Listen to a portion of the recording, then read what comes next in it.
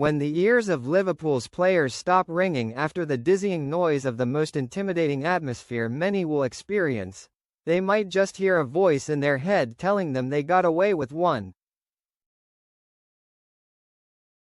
The English champions lost and have a sizable task to overturn a one-goal deficit in the second leg at Anfield next Wednesday.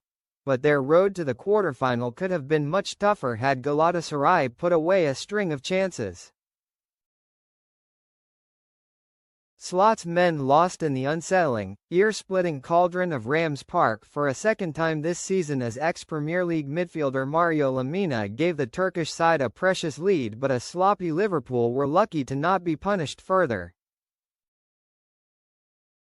One would have never written off a comeback at Anfield whatever the score, noting both the Reds' history and the fact Galatasaray so nearly tossed away a 5-2 first-leg lead over Juventus in the playoff round.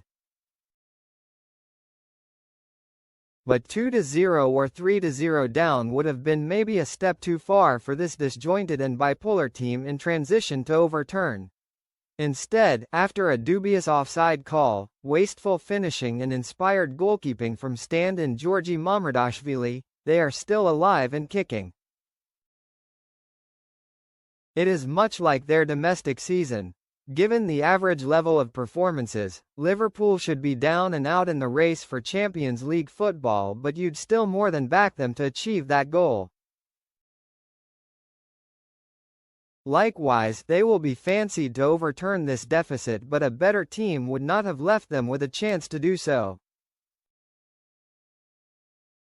Liverpool had opportunities of their own and would feel aggrieved at Ibrahima Konate also having a goal ruled out for handball, while Hugo Ekitike squandered a 1-versus-1 position and Florian Wirtz went close, but the defensive performance was worrying. It was never going to be an easy assignment given the "Welcome to Hell" banners and the fact Galatasaray had already beaten Liverpool, Juventus, Ajax and all-conquering Bodo Glimt here this season. "What I do know is now it's half-time," said Slot. "We have lost here twice 1-0 and the good thing is the next game isn't played here, it's played at Anfield and our fans can create a similar atmosphere. I don't think it's possible so many things can go against us as they have the last two games, against Galatasaray. Things will be more normal in the home game."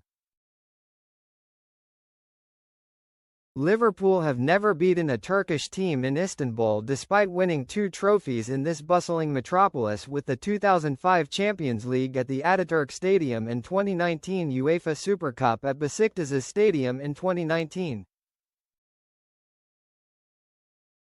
The defeat also meant Slot did not end his 100th game in charge as planned. A win would have made him the most successful Reds manager in history, after a century of games that is.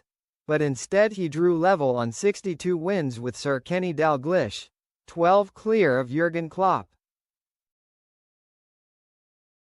As a head coach who craves control, Slot would not be happy with the helter-skelter nature of this game where both defenses were shoddy. There is a theory that clear-cut chances are uncommon in football these days, but that notion was rubbished in this frantic affair.